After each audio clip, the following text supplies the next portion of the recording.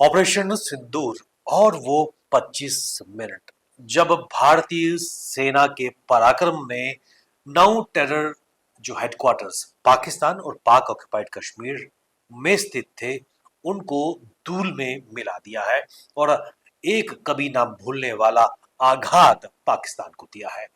नमस्कार, मैं हूं विवेक सूरी और आप देख रहे हैं हिमालयन मेल। और ऐसे में बहावलपुर की अगर बात करें, मरकज सुबहाना जो जैश ए मोहम्मद का हेडक्वार्टर था वो आज धूल में मिला हुआ नजर आ रहा है। और ऐसे में मौलाना मसूद अजहर की अगर बात करें, वो तो शायद बच गया है, लेकिन उसके 14 के करीब जो रिश्तेदार थे वो आज अपने अंजाम को भुगत रहे हैं और अंजाम भुगत चुके हैं। भारतीय सेना के जो रिस्पॉन्स वहां पर देखने को मिला है, मस्जिद सुबाना में 14 रिश्तेदार की मौत हो गई है और एक बहुत बड़ी अचीवमेंट हमारी सेना के लिए है। मस्जिद सुबाना बहावलपुर की अगर बात करें तो अंतरराष्ट्रीय सीमा से लगभग 100 किलोमीटर दूर ये हेडक्वार्टर था जैश ए मोहम्मद का, और एक महत्वपूर्ण गढ़ भी था जहां पर रिक्रूटमेंट की जाती थी आतंकियों की, उनकी ट्रेनिंग और उनका ब्रेन वॉश यानी कि इंडोक्ट्राइनिंग यहाँ पर की जाती थी। और यहाँ पर मौलाना मसूद अजहर यहाँ रहा करता था और यहाँ से वो डायरेक्शन अपने कैडर्स को दिया करता था। और एक बहुत बड़ी अचीवमेंट खासकर हमारी सुरक्षा बलों को यहाँ पर मिली है। इसके साथ साथ पाकिस्तान की अगर बात करें, पाकिस्तान में मरकज ताइबा मुरीद का जो लगभग अंतरराष्ट्रीय सीमा से 25 किलोमीटर की दूरी पर थी और ये हेडक्वार्टर था लश्कर तैयबा का, और जिसको लीड करता था हाफिज सईद। और यहाँ पर भी आतंकियों को न केवल प्रशिक्षण दिया जाता था, ट्रेनिंग दी जाती थी और उनको भारत में भेजा जाता था। और आपको ये बता दें कि ये इसलिए भी महत्वपूर्ण जगह थी क्योंकि यहाँ पर जो डेविड कोलमैन थे, खासकर मुंबई हमलों में जिसका नाम शामिल था, वो भी यहाँ पर रुका था। और उसके अलावा कुछ और भी महत्वपूर्ण आतंकी यहाँ पर रहे थे, जिसमें अजमल कसाब था जो मास्टरमाइंड था और जिसको जीवित यहाँ पर पकड़ा गया था। इसके अलावा पाकिस्तान की अगर बात करें, मेमूना जोया कैंप सियालकोट में स्थित था और ये भी लगभग 12 किलोमीटर दूर अंतर्राष्ट्रीय सीमा पर सियालकोट के पास स्थित है। और ये भी हिजबुल मुजाहिदीन की एक फैसिलिटी थी और यहाँ पर भी आतंकवादियों को यहाँ पर कमांड एंड कंट्रोल सेंटर था। और कठुआ में जो और जम्मू में जो टेररिज्म का रिवाइवल हुआ था उसके पीछे इस कैंप की, सियालकोट के इस कैंप की बेहद ही अहम भूमिका है। और पठानकोट एयरबेस और उसके साथ साथ कुछ और प्लान अटैक जो जम्मू संभाग में हुए थे, यहां से मास्टरमाइंड हुए थे।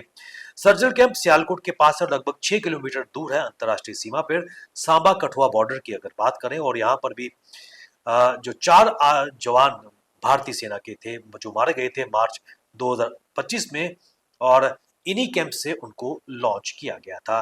और इसके अलावा अगर पीओके में जो कैंप स्थित थे, खासकर बरनाला कैंप जो बिम्बर में स्थित है, जो 9 किलोमीटर दूर लाइन ऑफ कंट्रोल के बिल्कुल पार है राजौरी पुंछ के सेक्टर में, यहाँ पर ये प्रोवाइड करता था ट्रेनिंग्स आतंकियों की। उसके अलावा आईडी बनाने की और जंगल वॉरफेयर की यहाँ पर ट्रेनिंग दी जाती थी। कोटली में स्थित था अब्बास कैंप जो लगभग 13 किलोमीटर दूर लाइन ऑफ कंट्रोल के पास स्थित है, राजौरी के बिल्कुल अपोजिट है। और ये माना जाता था नर्व सेंटर जहां पर सुसाइड बॉम्बर्स जो लश्कर ए तैयबा के थे उनको ट्रेनिंग दी जाती थी। और ये कैंप इसलिए भी महत्वपूर्ण था क्योंकि यहाँ पर ये माना जा रहा था कि 50 के करीब आतंकवादी यहाँ पर थे। और ऐसे में ये कहा जा रहा है कि 100 के करीब आतंकियों को ढेर किया है हमारी सुरक्षा बलों ने। और इन सबके बीच गुलपुर कैंप की अगर बात करें जो 30 किलोमीटर लाइन ऑफ कंट्रोल पे स्थित है, लश्कर ए तैयबा यहाँ से ऑपरेट करती थी। और पुंछ राजौरी पुंछ की अगर बात करें तो लगातार जो बेल्ट राजौरी पुंछ की इस वक्त एक्टिवेट होती नजर आ रही है, तो यहाँ से ये चीजें एक्टिवेट होती थी। और खासकर शिव खोड़ी के यात्रियों की बस पे जो अटैक हुआ, यहाँ से आतंकी लॉन्च किए गए थे। और इसके अलावा जकीउर रहमान लखवी जो 26/11 का मास्टरमाइंड था, फ्रिक्वेंटली इस कैंप को दौरा करता था और खासकर आतंकियों को ब्रेन वॉश और उनको ट्रेनिंग भी दी जाती थी। इसके अलावा सवाई नाला कैंप जो मुजफ्फराबाद में स्थित है, पीओजेके में 30 किलोमीटर दूर line of control Tangdhar sector में स्थित है, जो लश्कर तैयबा का एक की ट्रेनिंग फैसिलिटी थी। और इसके अलावा सईदा बिलाल कैंप मुजफ्फराबाद, ये भी एक जैश मोहम्मद का एक मेजर कैंप था, जहां पर आतंकियों को ना केवल वेपन्स की, उसके अलावा जंगल वॉरफेयर और एक्सप्लोसिव की टेक्निक भी दी जाती थी। तो कुल मिलाकर जो नर्व सेंटर थे आतंकवाद के, जिसमें से 5 सेंटर पीओके में स्थित थे, और उसके अलावा 4 सेंटर जिनमें जैश ए मोहम्मद का और लश्कर ए तोयबा का जो हेडक्वार्टर मौलाना मसूद अजहर की अगर बात करें, उसके भी तस्वीरें सामने आएगी कि किस अंजाम पर है, लेकिन 14 रिलेटिव उसके मारे जा चुके हैं। और इसके अलावा कई सौ आतंकी इस ऑपरेशन सिंदूर में धूल चाट रहे हैं, और जिसकी जानकारी आज भारतीय सेना ने सुबह 10:30 बजे प्रेस वार्ता के जरिए की।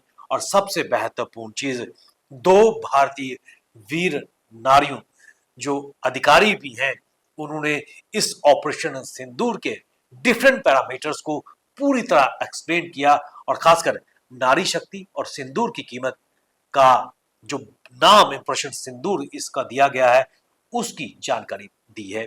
बने रहिए आप हमारे साथ। ताजा अपडेट के लिए हमें दीजिए इजाजत। नमस्कार।